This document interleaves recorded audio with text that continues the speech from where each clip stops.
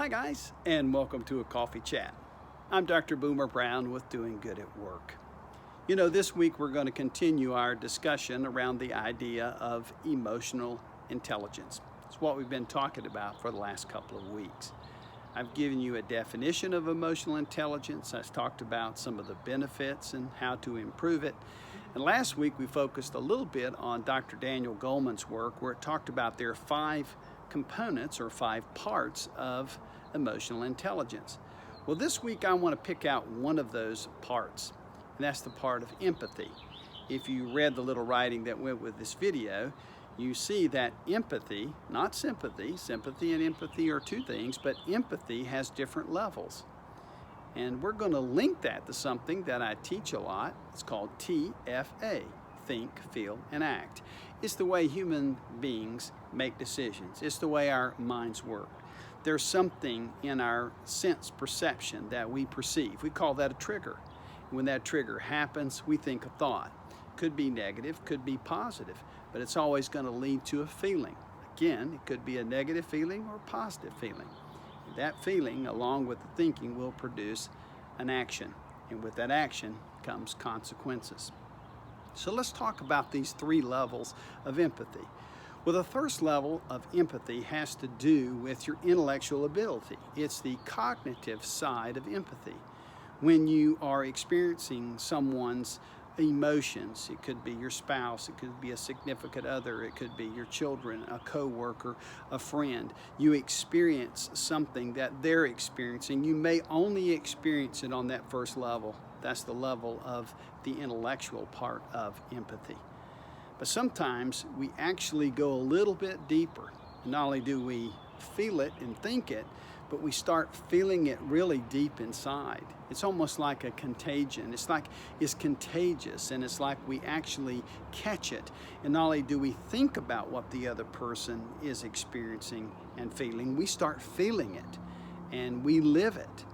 And the last level has to do with the idea of actually acting upon our empathy. We call that compassion. Compassion is defined as acting on those thinking and feelings that come from empathizing. So how does that work when it comes to TFA? It's a perfect example. You think something about someone's feelings. You actually feel their feelings, and it causes you to take an action. This is important when it comes to building relationships with people. It's important whenever we try to help people in our homes, in our workplace, in our communities.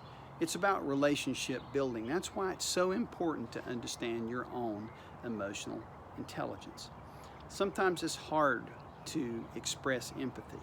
Sometimes we only go as deep as thinking about it. But sometimes we engage just a little bit further into the actually feeling. At the highest level that I want to encourage you to do is I want to see you, me, others take action to help people. We call that compassion. Listen, I hope this makes sense to you. Think about TFA. Something triggers. You have a thought. You experience a feeling. It leads to an action. It moves to a consequence. Think about that when it comes to dealing with other people who are going through some emotionally charged situations.